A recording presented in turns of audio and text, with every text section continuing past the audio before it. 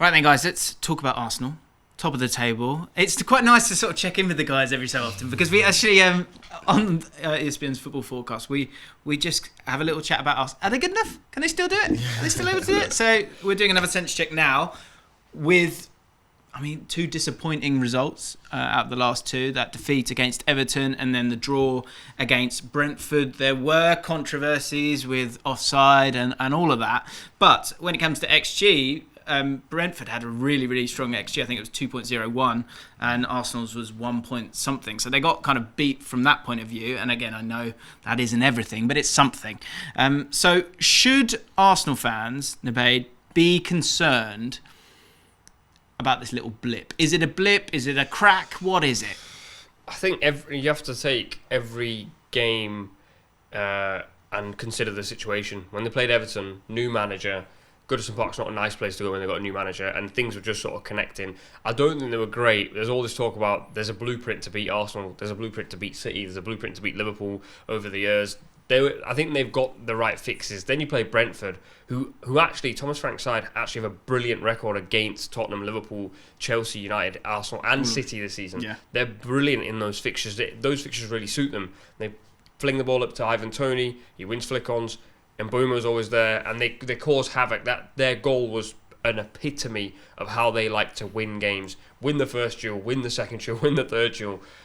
So I personally wouldn't be panicking, but the panic is there because City are coming, and that's classic case of we haven't been at the top for a very long time. We don't know what that feels like, and now we've been top for a minute, and the team behind us are actually putting the foot on the accelerator a tiny bit, and we've got to play them next. I think that it's just a little bit of take each situation as it comes. Because context is everything, right? And I honestly, if you go at the start of the season and I go, right, Arsenal fans, this is the narrative.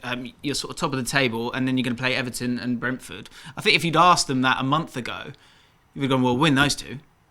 And they didn't. Everton were... So is it fair? Are we being a little bit generous to suggest that the context of that Everton change and Brentford just generally being underrated and disrespected is enough to sort of let Arsenal off the hook here? No, and I think there's some culpability in terms of Mikel Arteta, because you look at Arsenal or Man City versus Arsenal, that Friday night FA Cup game where Arsenal heavily rotated but Man City didn't, and Arsenal are not good enough to go to the Etihad and change 5 or 6 players and think they can beat Man City. There's no way that happens. I think if Arsenal go full strength, they, at that time with City kind of on their knees, Arsenal could go win that game. Yeah. And that's where the poor form started. That was a Friday night game. The next league game wasn't until the following Saturday. 8 games break. I get it if you're doing it in the Europa League, it's Thursday, Sunday, you need to rotate. They didn't need to rotate. And this is a competition that historically Arsenal have taken very, very seriously in terms of the FA Cup. And since then, they've lost against Everton, they've drawn against Brentford. So there's no wins in 3 games in all competitions. And now they go into this game against Man City, and it's a must win almost for Arsenal, because you feel like if City get a win in that one, everybody expects City to go and win the league. And I think with Arsenal fans, they've just got that in the back of their head, because City are coming, they're lurking, they haven't even really hit top form. Erling Haaland's goals was kind of dried up, but City can go top of the league on Wednesday. So Arsenal fans, I can understand why they're nervous, but we also have to give them the credit. No one expected Arsenal to be here at the beginning of the season. Well, that doesn't matter anymore now. Yeah, you know what I mean? Is that now? That's now. Right, okay. But they are exceeding expectations, and now it's squeaky bum time, and we'll see what they are made of on Wednesday when they host Man City. But it's going to be a tough fixture for them. One thing I would say is when they rotated against City, I thought it was an absolute disaster of an error. I think momentum is one of the biggest things in football.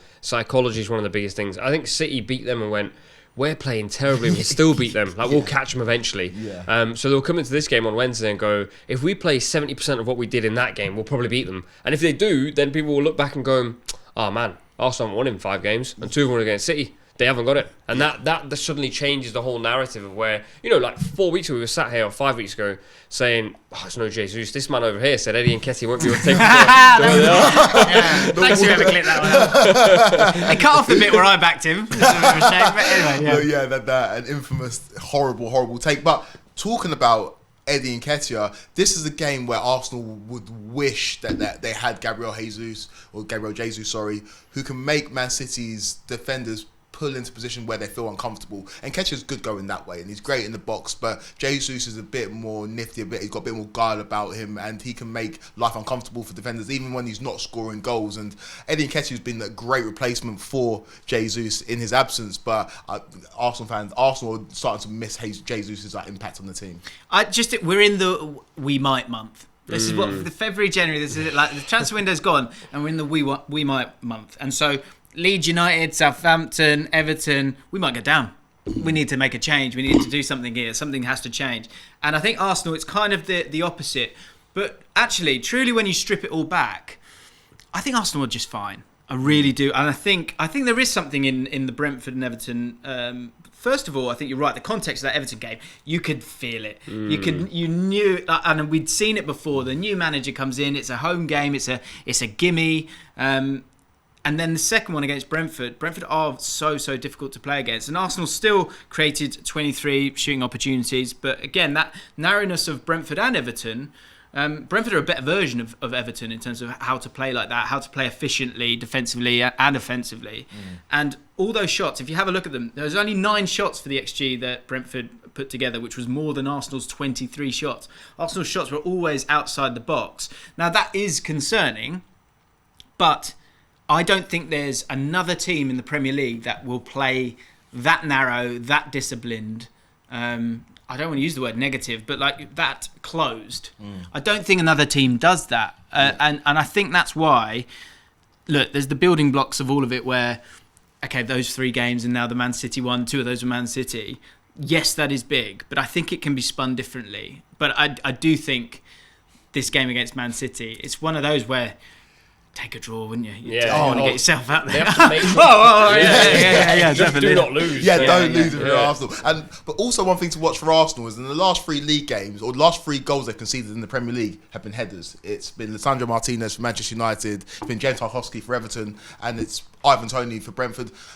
Saliba's been great for Arsenal, but he's kind of tailed off a little bit. There was a stat about aerial duels. He lost all 10 of his aerial duels against Brentford, which is understandable. That's the Tony factor, though. That is the Tony factor. You never expect Man City to go long. Man City are never going to go long. But from set pieces, in terms of corners coming in, Gundogan's great with those late runs to the back post and nipping in. Arsenal have been a little bit vulnerable in the air, so that's one thing to watch for Man City and Arsenal. That's a great point as well with the Tarkowski goal. The cross went in, you saw Odegaard with Tarkowski and it was a goal. You knew it was a goal, didn't you? So that is something that they need to sort of be on top of. And with Rodri scoring a goal at the weekend as well, that they do have those assets. That's something Guardiola addressed after his first year.